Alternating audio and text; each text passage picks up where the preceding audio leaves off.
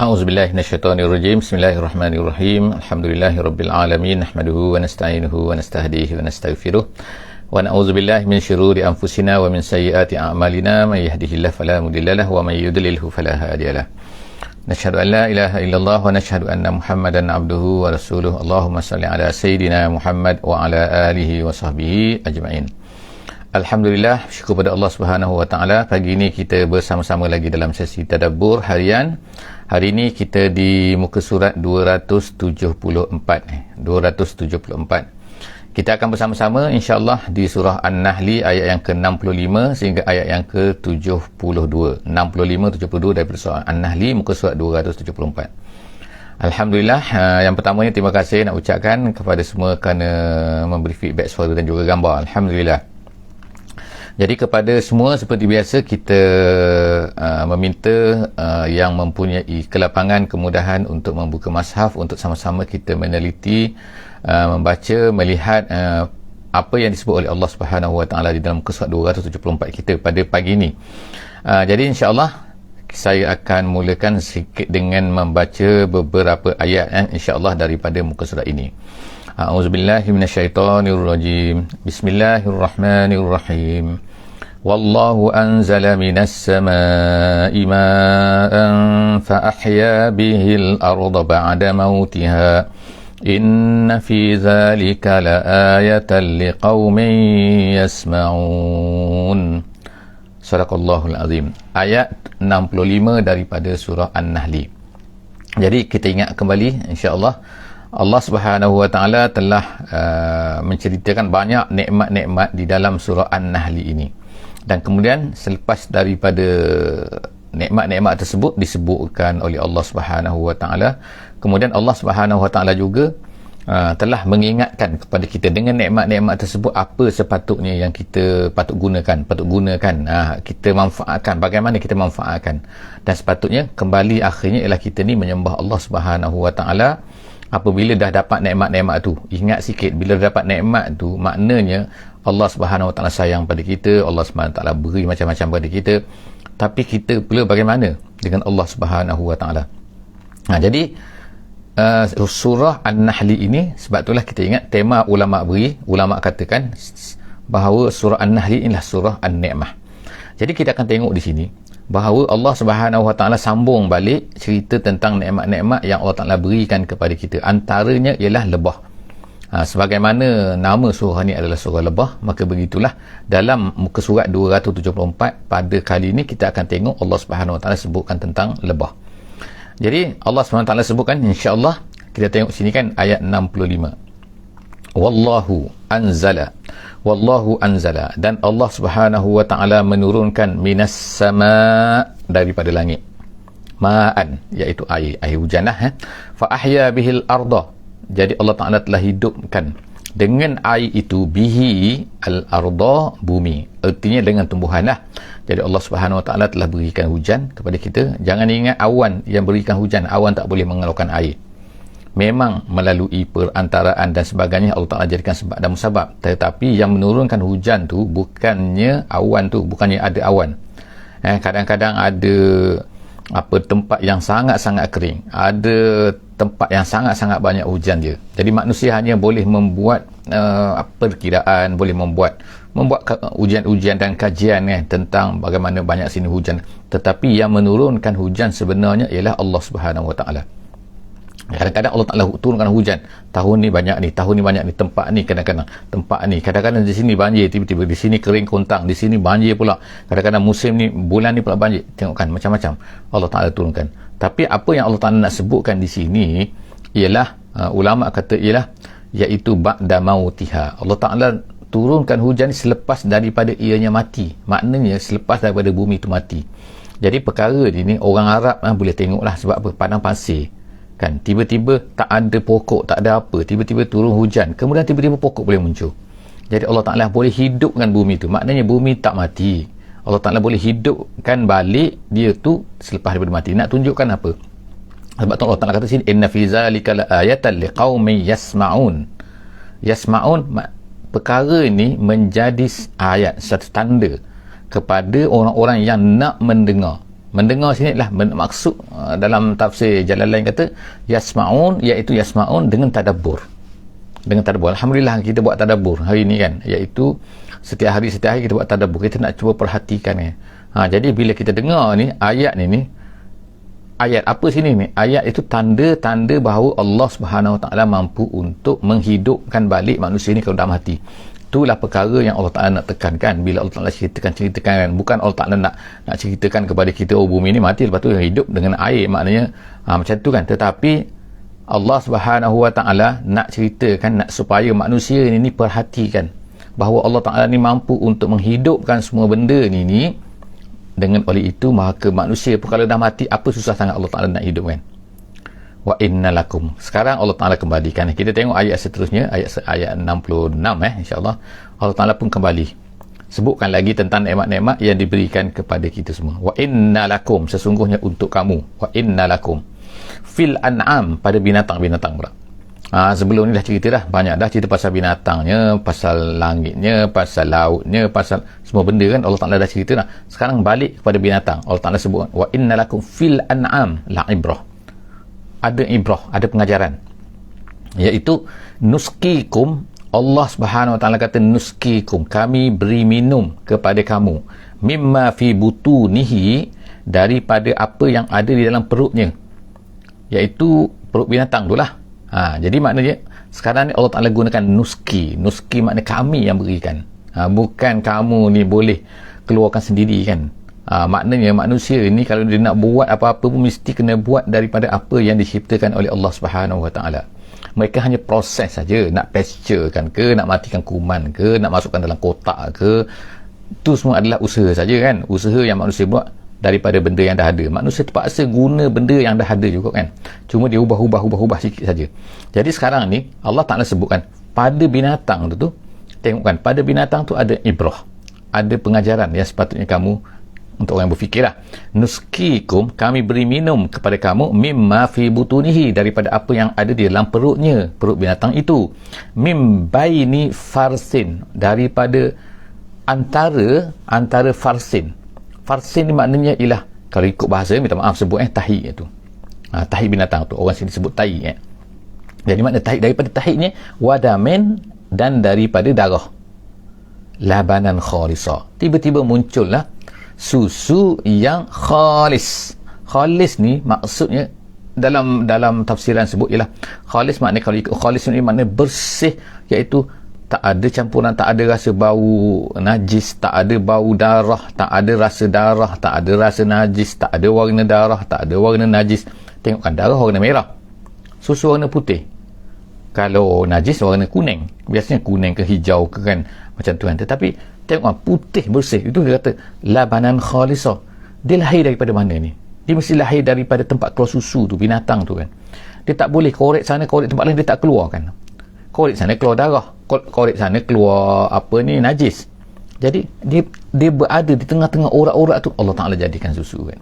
Jadi itulah merupakan sepatutnya manusia fikir bagaimana Allah Ta'ala ni kan, kehebatan Allah Ta'ala, kuasa Allah SWT boleh melahirkan susu kan.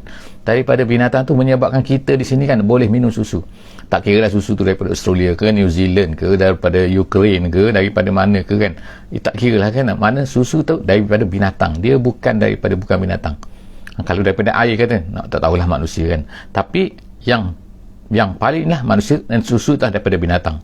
Labanan khalisa sa'iran lisyaribin. Allah Ta'ala sebutkan kan, tabiat susu tu pula ialah sa'iran. Satu benda, sa'iran ni ialah satu benda yang mudah ditelan, yang tak ada sangkut-sangkut. Ada rasa susah-susah nak minum? Tak ada. Sa'iran, itu sa'iran. Kalau air pun, kalau air tu mudah diminum, dipanggil sa'iran juga kan. Jadi sa'iran, ditelan mudah. Kemudian tu lisyaribin, untuk orang yang meminumnya. Jadi tengok kan, susu ni tak perlu masak ikut kan. Mana ada orang masak susu kan, kecuali adalah untuk buat tertentu. Tetapi susu ni boleh diminum direct saja kan. Sebagaimana kita tengok di setengah-setengah tempat pun minum susu direct je kan. Ditadah minum kan. Kemudian cuma kalau lah nak dipindahkan, nak di maintainkan supaya tahan lama semua, itu dipastikan, itu cerita lain lah. Tapi maknanya susu tu boleh diminum terus macam tu. Kalau tak masak pun boleh minum kan. Kecuali orang tak selesa tu pulang pada dia. Tapi Allah Subhanahu Taala sebut sini ialah susu yang tu keluar daripada binatang. Kemudian seterusnya Allah Taala kata wa min samarat, ayat 67 ayat 67 Allah Taala sebut wa min samaratin nakhil, dan juga kemudian daripada tu, ni nikmat lagi Allah Taala sebutkan. Yang tadi tu daripada binatang tu, sekarang ni pokok pula Allah Taala sebutkan wa min samaratin nakhil, daripada buah-buah kurma, wal a'nab, dan juga buah anggur. Jadi buah kurma, buah anggur. Buah kurma ni macam-macam jenis Kurma sampai tempat kita ni dah biasanya kurma kering lah kan, nak puasa ni kan, sebulan lagi ni. Jadi kurma tu popular. Jadi tapi kurma ni ada macam-macam jenis. Kurma yang dimakan oleh orang Arab, dia ambil tu yang pure, yang fresh daripada pokok tu kan. Dia bukan macam sama seperti kurma kita makan ni. Yang kita makan ni kurma kering biasanya. Ni kurma yang masih basah ataupun kurma yang masih keras tu kan, yang dah masak tapi keras. Kurma-kurma itu, jadi berbagai-bagai jenis kurma ni Allah Ta'ala sebut sini kan, untuk kamu wa min samarat an-nakhil wal a'nab, dan juga buah anggur. Anggur macam-macam jenis pula kan. Tattakhizuna minhu sakara. Allah Ta'ala sebut kamu jadikan, kamu ambil daripada buah-buah tersebut tu untuk dijadikan sebagai sakara, iaitu perkara yang minuman yang memabukkan. Maknanya buah-buah yang memabukkan boleh digunakan untuk diambil daripada buah tamar, boleh. Sebenarnya arak ni kan boleh dibuat daripada inab pun boleh, iaitu anggur. Jadi buah anggur. Jadi setengah ulama mengatakan, kenapa sebut yang memabukkan pula ni digunakan ni, gunakan buah tamar buat untuk memabukkan. Kerana pada ni dia kata ayat ini diturunkan semasa belum lagi diharamkan arak ni. Itu setengah ulama lah. Setengah ulama kata ini hanya menceritakan, bukan nak menceritakan halal haram, tapi nak menceritakan bahawa itu yang dibuat oleh manusia, menggunakan buah-buah itu untuk dijadikan sesuatu yang memabukkan, dan kemudian warizqan hasana, dan Allah nak kata dia, dan juga menjadi daripada situ juga kamu ambil dia sebagai satu rezeki yang terbaik. Kemudian yang baik, inna fi zalika laayatan liqaumin ya'qilun. Yang penting di sini ialah sepatutnya semua benda-benda ini adalah menjadi satu tanda kepada kamu semua, kepada orang-orang yang berakal, yang boleh berfikir, yang menggunakan akal pemikiran mereka. Jadi itu yang sepatutnya. Bukannya kita ni hanya makan dan kemudian kita pun lupa ataupun tak gunakan, tak manfaatkan untuk pemikiran kan, untuk berfikir tentang kekuasaan Allah Subhanahu Wa Taala. Hanya kita ni makan saja kan. Jadi Allah Ta'ala sebutkanlah perkara itu supaya manusia ni berfikir tentang makanan dia lah. Pada hari ini kita lagi banyak lagi kan makanan-makanan lain yang pelik-pelik kan. Okey, seterusnya ayat yang ke-68 Allah Subhanahu Wa Taala berkata wa auha rabbuka ilan nahli. Sekarang cerita pula Allah Ta'ala cerita pula tentang An-Nahli. Inilah dia nama surah ni, An-Nahli. Allah Ta'ala, An-Nahli itu maknanya ialah lebah maknanya. Allah Ta'ala kata wa auha rabbuka, Allah Ta'ala telah memberikan wahyu. Wahyu di sini kalau ikut perkataan wahyu, tapi maksudnya memberi ilham kan, ilham iaitu kepada lebah ni. Wa auha rabbuka ilan nahli, bukanlah makna lebah tu menjadi rasul pula bukan, tapi maksudnya ialah dengan bimbingan daripada Allah Subhanahu Wa Taala, guide daripada Allah Subhanahu Wa Taala, maka lebah-lebah ini dikata ilan nahli anittakhizi, dia mengambil minal jibali, di bukit-bukit, buyuta, rumah. Jadi dia gunakan mana rumah-rumah lebah ni ada di bukit-bukit. Itu yang pertama. Kemudian lagi wa minasyajari, dan juga daripada pokok-pokok. Maksud daripada pokok, dia juga telah mengambil pokok-pokok ni sebagai tempat rumah dia. Dia buat rumah pada bukit, dia buat rumah pada pokok. Kemudian lagi wa mimma ya'rishun, dan daripada apa yang kamu bina, kamu buat sendiri, yang tu kamu bina binaan untuk memelihara lebah sini. Jadi mana Allah Taala sebutkan sini ada inilah pelbagai tempat rumah lebah ni. Ada mereka tinggal di rumah yang kita buat, ada mereka tinggal di pokok-pokok yang tinggi, ada mereka kemudian di bukit-bukit. Jadi semua tu adalah Allah Ta'ala nak sebutkan bahawa ini adalah merupakan yang telah diilhamkan oleh Allah Subhanahu Wa Ta'ala kepada lebah-lebah tersebut. Jadi jangan ingat bahawa lebah tu tak ada di guide. Allah Ta'ala yang menentukan semua tu, yang menjadikan lebah ni macam ni, tebuan macam ni, begini macam ni dan sebagainya. Semua tu adalah merupakan kuasa Allah Subhanahu Wa Taala yang nak berikan kepada manusia. Seterusnya kita tengok kan dalam ayat seterusnya 69, Allah Ta'ala cerita pasal lebah lagi ni. Kita tengok apa kata Allah Subhanahu Wa Taala, summa kuli min kullis samarat. Kemudian Allah Ta'ala memberitahu kepada lebah ni, makanlah min kullis samarat, daripada segala buah. Tak kira lah buah apa. Kita tengok lebah ni kan macam-macam. Ada lebah pergi ni, dia jumpa bunga ni, dia jumpa ni buah ni, dia ambil, dia petik daripada menggunakan dia punya tu kan, alat yang diberikan oleh Allah Ta'ala pada dia tu. So min kullis samarat, daripada bagai-bagai jenis buah. Fasluki subula rabbiki zulula, dan berjalanlah kamu wahai lebah, jalan-jalan. Subul ni maknanya jalan-jalan. Rabbiki, Tuhan kamu. Zulula, yang telah dimudahkan.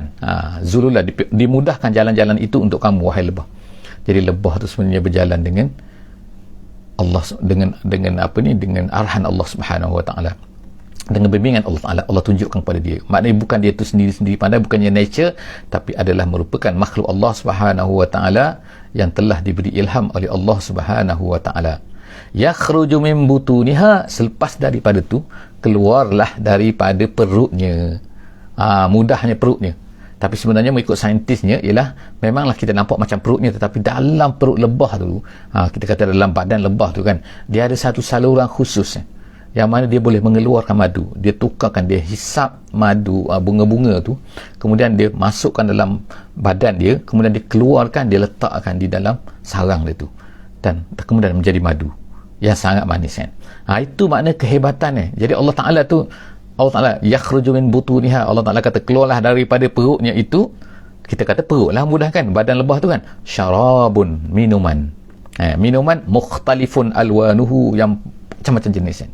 Kita tengok memang betul lah, madu ni ada color hitamnya, ada madu putihnya, ada madu kuningnya, ada madu macam-macam madu. Dia tengok kepada jenis buahnya, kepada musimnya, kepada bunga apa di kawasan tu, banyak tumbuhan apa dan sebagainya. Jadi Allah Ta'ala kata sebutlah mukhtalifun alwanuhu fihi. Ni tengok kan, Allah Ta'ala anugerah lagi kan kepada kita semua, fihi, padanya, iaitu pada madu itu, syarab dari itu, syifa'un linnas, dia adalah menjadi obat kepada manusia. Setengah ulama kata kan, walaupun kita katakan namanya sifat di sini, dia kata dia ni nakirah. Setengah ulama kata dia ni nakirah. Nakirah ni makna tak ada alif lam lah.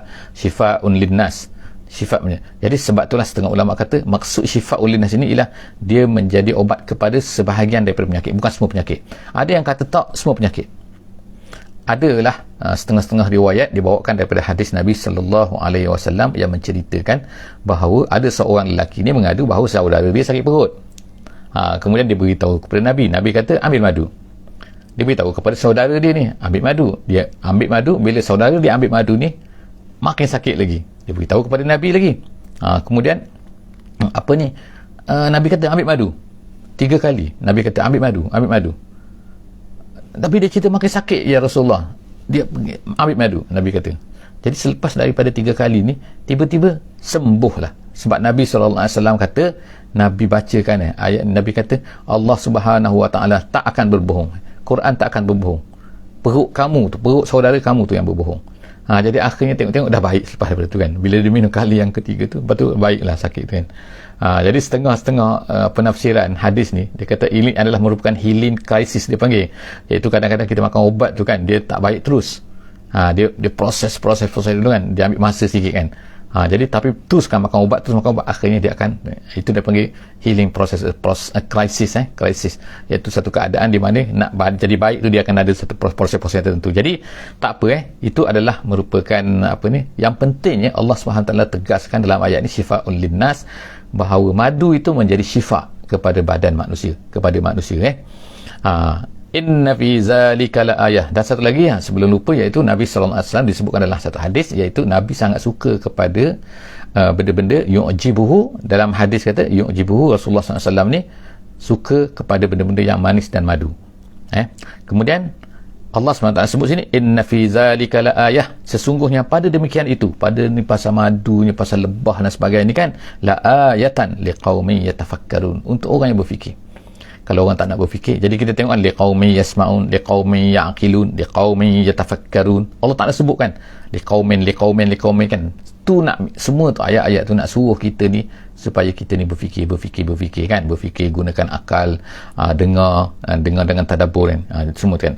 Kemudian ayat yang ke-70 Allah SWT kata wallahu khalaqakum summa yatawaffakum.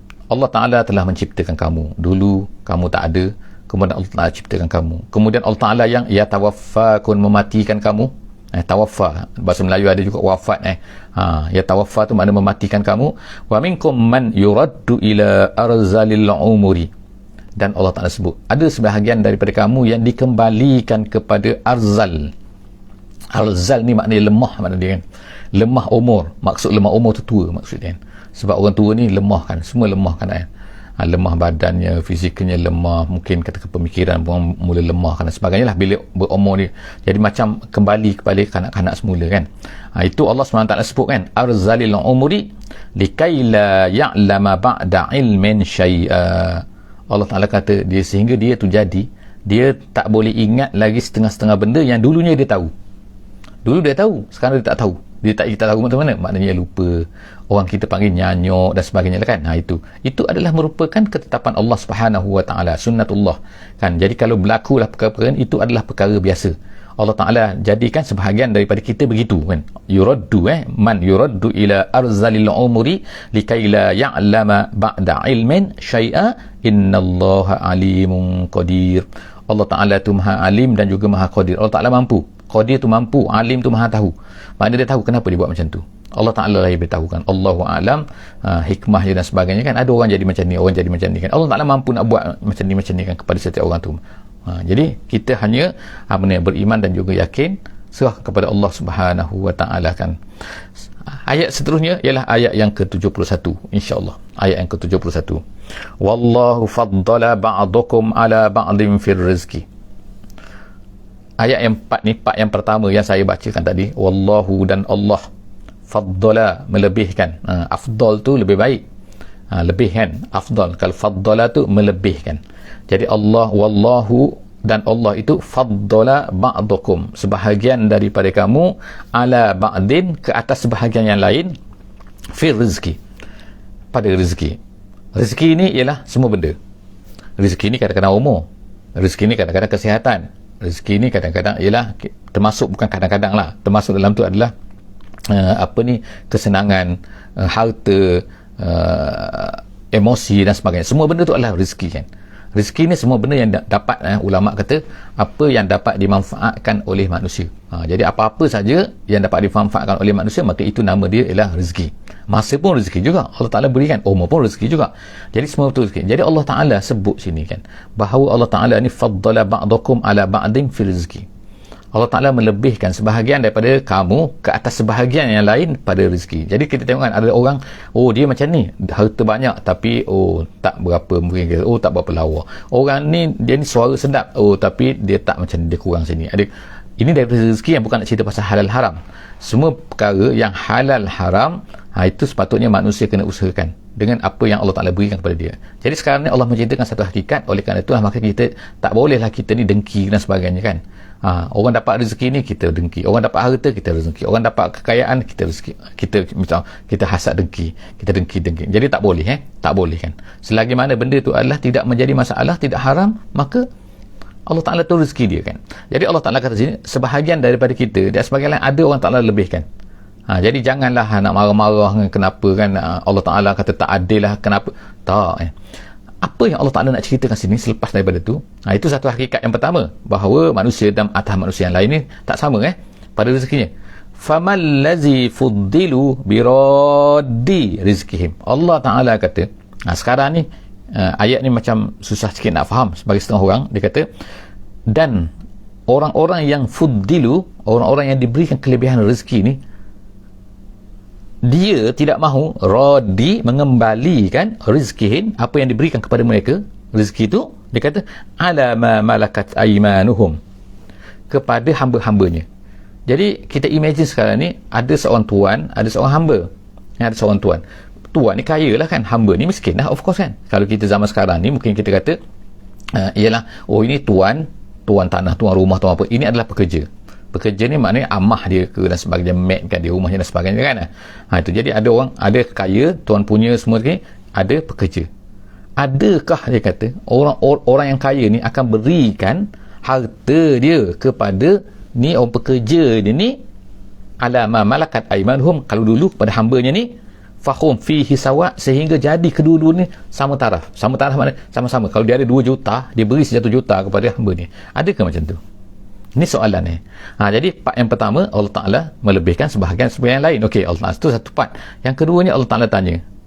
Allah Ta'ala beritahu, orang yang ada rezeki yang lebih ni, dia tak akan beri kepada orang yang tidak berada ni sehingga sama. Fahum fihi sawa. Adakah? Tak ada macam tu. Jadi Allah Ta'ala nak tanya ni maksud dia apa? Sekarang ni Allah SWT yang memberi rezeki kepada manusia. Allah Ta'ala memberi rezeki kepada manusia. Kita ni adalah hamba Allah SWT. Kita ni yang mendapat rezeki. Tapi adakah logik, katakan, kalau ada manusia yang menjadikan makhluk ini sama seperti Tuhan, menyembah manusia ni, menyembah batu ke, menyembah, tak kira lah, menyembah kayu dan sebagainya. Ini sebenarnya Allah Ta'ala nak sebutkan dalam ayat ni, iaitu adakah macam tu kamu tiba-tiba nak meletakkan hamba ni sama tinggi dengan Allah, kamu nak syirikkan. Syirik kan yang berlaku pada kebanyakan manusia kan, iaitu syirikkan Tuhan dengan hamba. Jadi satu benda tak logik benda ni. Itulah sebenarnya ini yang disebutkan dalam ayat ni kan. Jadi Allah SWT sebut selepas daripada tu, afa bi ni'matillahi yajhadun, adakah kamu ini nak mengingkari, yajhadun maknanya yakfurun, kamu nak mengingkari nikmat yang telah Allah Ta'ala berikan kepada kamu.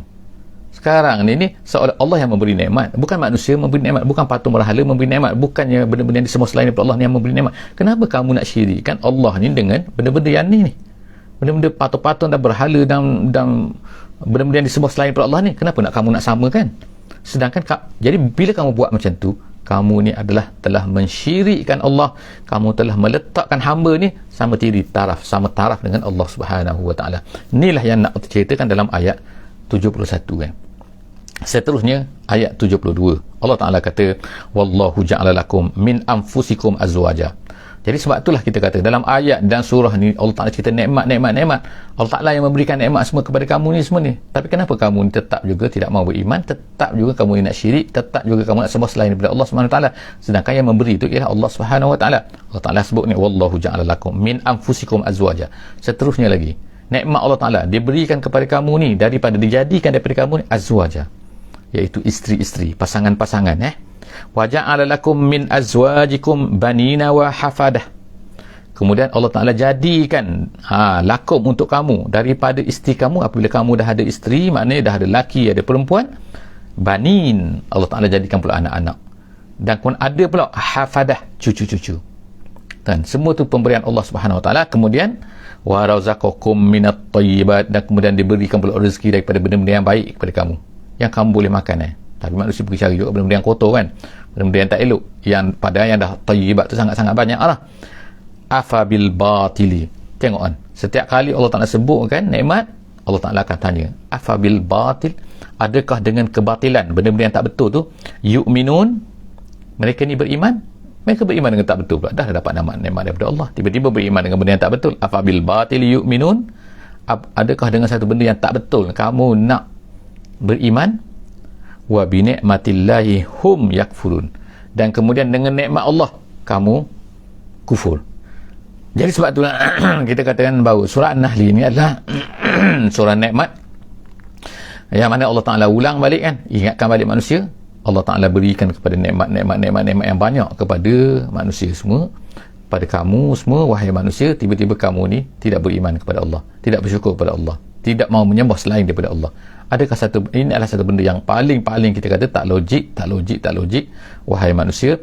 Jadi insya-Allah muka surat 274 kita akan sambung insya-Allah. Muka surat 275 hari Isnin, insya-Allah hari Isnin akan datang. 2 hari lagi bukan esok. Esok kita ada kuliah subuh hadis Nabi insya-Allah daripada kitab Riyadhus Salihin insya-Allah.